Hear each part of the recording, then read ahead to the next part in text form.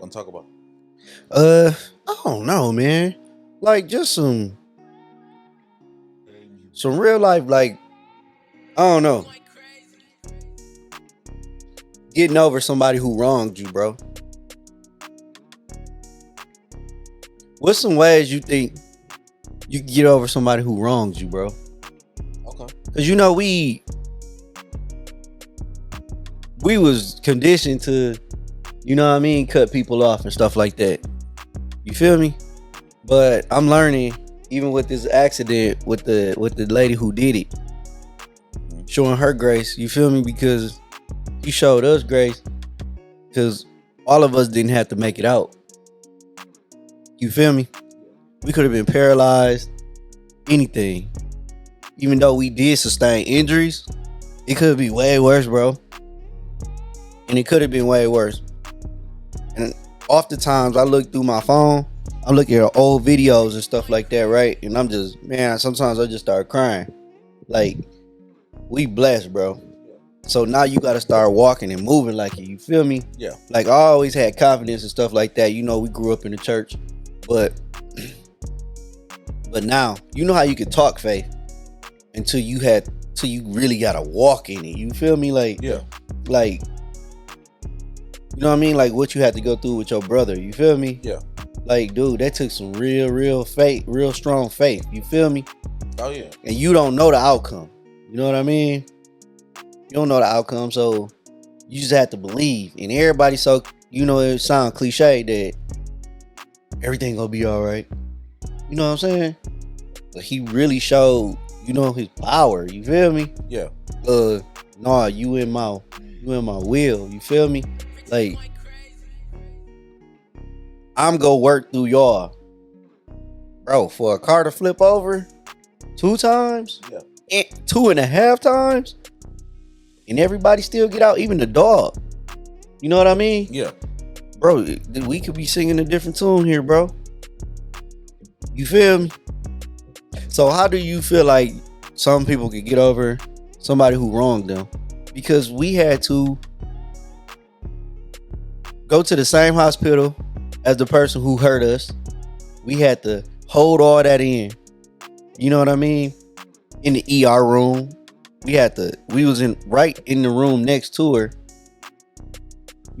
Cussing, drunk. Right. So it was hard. Right. So it was hard just showing it in that moment though. You feel me? Like, I went through so many emotions. You feel me? But did you get over it at that time? I didn't get over it. It was more so I was thankful. I was thankful that it was still shocking to me because I was driving. Man, I didn't get over it. And then sometimes that rage, it kicked back up. And sometimes I just gotta isolate myself. You say we conditioned because I think we so used to not understanding that we should be thankful for everything, even though we know and we was taught that and stuff. And I'll give you an example, bro. Like a couple of days ago, Mother's Day, somebody broke in my car. Oh, for real? Yeah, they didn't take nothing though, bro. But I was mad. I asked Robert, was like, should I really be mad or should I just let that go? And he was like, you should really let it go because you thankful. Your windows ain't busted, nothing. Like, and they didn't take nothing or whatever. So like, you should really let it go. But I was kind of upset, And it took me a little minute because like I felt like somebody disrespected me or somebody wanted my stuff.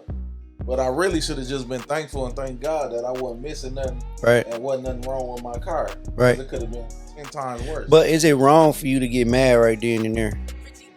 I don't know. I don't think it is or whatever because, Be angry but do not sin. Yeah, well, we say we created an image of God, and a lot of times we forget, that God did show anger, God did show rage. You know what I'm saying?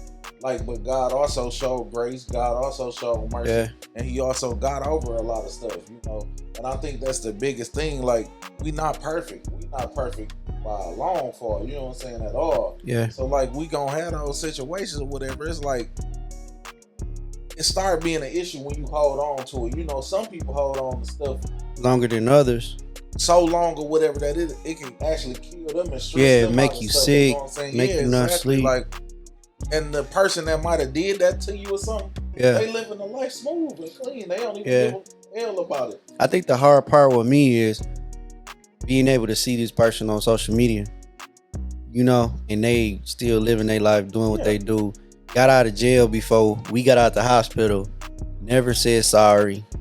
Never said this and that, you know. So it's a lot of things in my mind that I think could be done to try and smooth things over.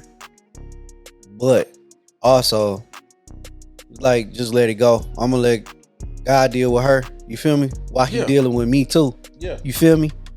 And that's having grace on people. You feel me? And that's your growth too. Yeah. Yeah, for sure. I'm more so happy that everybody here, bro. That's the only thing I care about. I don't care about no bag. I don't care about no car. I don't care about no clothes. I don't care about none of that, bro. You still got your family. I still got my family, man. And we still going to these doctor's visits. You know what I mean? You never know when something go pop up. You know? In any one of them, something could pop up, man. But yeah, man, it's just maturity on my end. You know what I'm saying? Yeah, and I mean, at the end of the day, we can't show nobody or teach nobody how to feel. You know, we can explain and express and see how we coming from.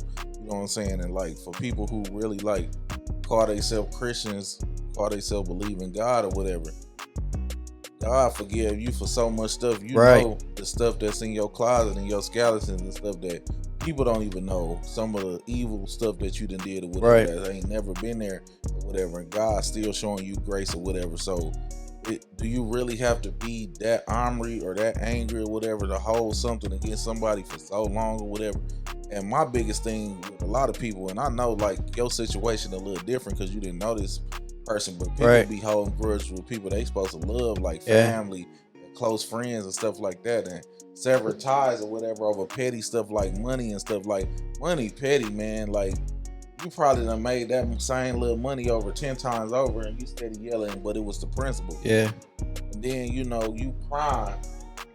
You might not even go to the funeral, but you crying and feeling hurt and stuff because you went 20 years without speaking to this person. Like, it's not that serious. That's how I felt, and that's what I want to do. I try to give everybody their flowers while they here, bro. Yeah.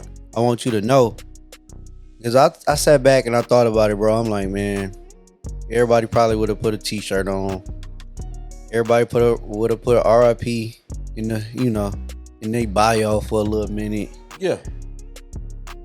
Man, wrote a nice little letter on Facebook and Instagram and all that. Life would have went on. That's why I told my wife, I said, this the crazy part.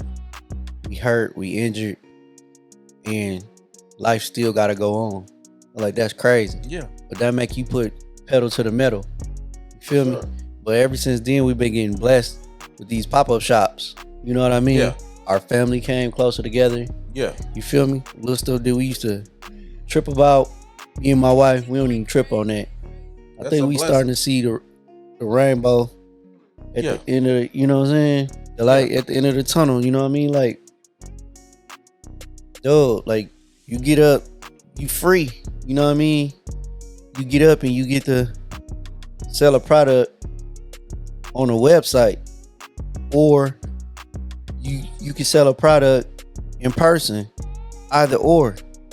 You blessed. Yeah. Just put your foot to the metal now.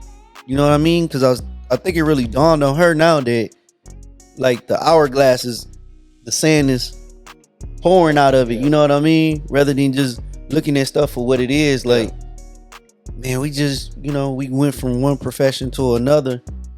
I think it's all just clicking now. I think it was a perfect storm also, you know what I mean? Because we were struggling with our faith and belief, you know what I mean? Yeah. Because you get so much stuff thrown in your ear that this ain't this and this ain't that, and you turning over stuff and you trying to seek, you know what I mean, what you really believe in.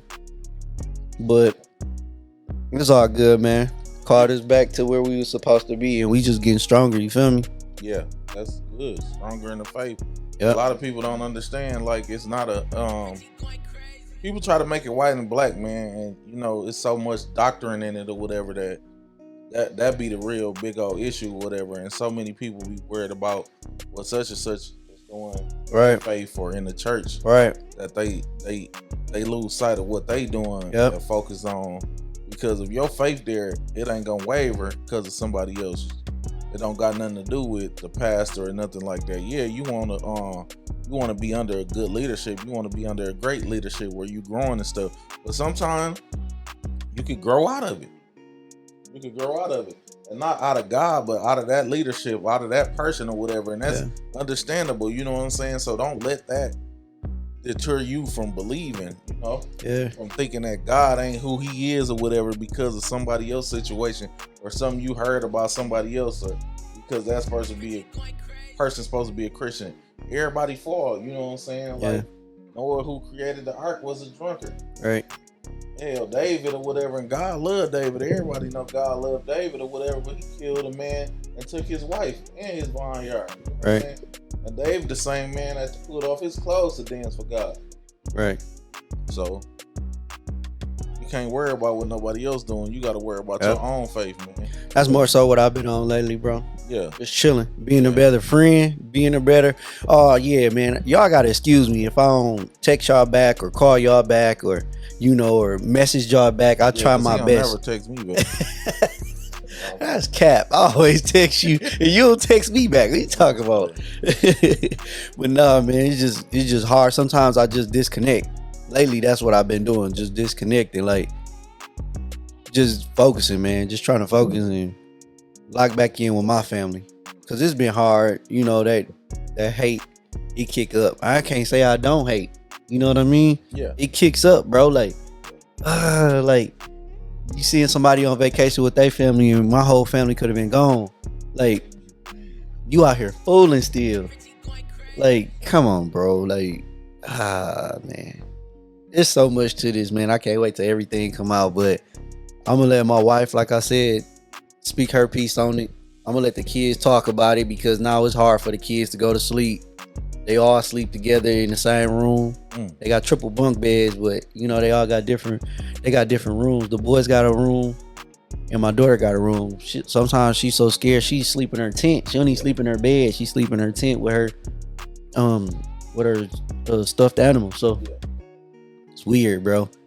My other son, and a lot of times when we sitting down at the table eating, and we just ask him, like, what you thinking about? Like, man, that accident. You know what I'm saying? Yeah. And it's hard to talk to them about it. And, they don't even have therapy for children that little, bro. They like, they got to be a certain age. My baby boy 4, but he well past his time. You know what I mean? He hang out with a 9 and a 7-year-old all the time. So, he try to keep up with them. So he trying to express himself to us. And you just got to, sometimes it's just too much for me and my wife. You feel me? Yeah. Now sit back and just shake our head, be thankful. That's all. Can be. That's all. I mean, this ain't the last straw. You know what I mean? We gotta keep going. Yeah. We gotta figure out a way to deal with it, bro. And we go deal with it. We go get through it, bro. We go get through it. Yep. That's all I want to know, bro. Is just how to get over somebody who just wronged you, bro. Like, that's crazy. Man, it takes time. Definitely take time. It take time, but you gotta, like I said, you gotta work on it, man. You can't let it just build up to the point where it'll kill you or whatever. You gotta be willing to let it go. And no, it ain't gonna be tomorrow. It ain't gonna be in no hour, man. It might not be next week, next month. It might not be next year or whatever. But working on it, man. If you ain't letting it kill you, sometimes you click back to it or whatever, and you just be wanting to bust the person in the mouth or something or whatever. But it's like, it shouldn't be a day-to-day thing. It's some people that dwell on it a day after day after day. And after a while or whatever, we're just praying and stuff like that and meditating. Let me ask you a question. Have you ever dealt with somebody who took one of your family members? That took one of my family members? Yeah. Have you ever had one taken away from you, like violently, though? Oh, yeah. Yeah, when I first moved down here, man, I was down here for 2 weeks, and it's crazy because my cousin, Duda or whatever, Anthony Allen, I talked to him maybe about 2 weeks before I left or whatever and tell him, like, the streets don't love you and and I be talking stuff or whatever about gang banging and stuff, but you know that's what we grew up in and stuff like that. But I really ain't banging for nobody. I ain't dying in no streets for this stuff or whatever. When I was younger or whatever and stupid, then maybe, but right now I wasn't. And I was just having a conversation with him and telling him, man, that junk don't really love you and stuff. The streets don't really love you, all this and stuff, and trying to get him to change the situation of how he thought in his lifestyle and stuff. And man, 2 weeks of me being down here, man, somebody shot my cousin in the head, man. Yeah. And it's crazy because like out of all my there's a lot of them, but out of all my grandparents' kids, we ain't never lost nobody. Yeah. That's the only one we lost to violence. Out of all the stuff that we done did in the streets, we ain't never lost nobody, man. I think so it's worse rather than a medical condition. Yeah. I think violence is, you know what I mean? Well, you know, with a medical condition, you know you told that person going to the hospital, you know that person's sick or whatever, so you got that time to be like, hey, you know, is you okay? Hey, let's go get something to eat. You know what I'm saying? Hey, you can rub their back or something like that, hold their hand or something. When somebody get murdered or something in the streets or something, they was here yesterday and you be thinking about revenge. You know what I'm saying? Yeah. Boy. Yeah, man. Yeah. Somebody shot my little brother, man. I don't even be about no street life, man, but I was ready to kill me somebody because my little brother don't be on that type of stuff, man. He a cool, chill little dude, man. Right. So like, that junk hit me hard and like. So that rage kicked up in you? Quick. I blacked out for a little second. But I think the best part about it was you was down here, so you couldn't really act on it that quick, right? Yeah. That's the way I think about it, bro. The Lord, like, showing you, like, I got you separated for this reason. Oh, yeah. Because if you was still there, you probably would have went and acted on it. Yeah. Now you gone too. Yeah. You feel me? Yeah. Out the way. So that's what I think about. You just look around like, man, look, bro, we flipped over an Escalade, bro. So you like, bro, this could have been any car. Yeah. Bro, you came down here with nothing. You flipped the Escalade. Get out of there, bro. You good. Like, you good. You still ain't worried about nothing. Yeah, you know what I mean? The part that messed us up was when we called their names and they didn't answer. You know what I mean? So we freaking out like, dang, Bianca hopped straight into mommy mode. I hopped into daddy mode, like, how do we get out of here? You know what I mean? Yeah. Like, bro, but we upside down and all of that ain't clicking yet. You know what I mean? So you trying to open your door, but you upside down. Weird, bro. Weird people, man. No drinking and driving, y'all. No driving impaired, y'all. Get in that word. Get in that word for you get a wake up call. For real, man.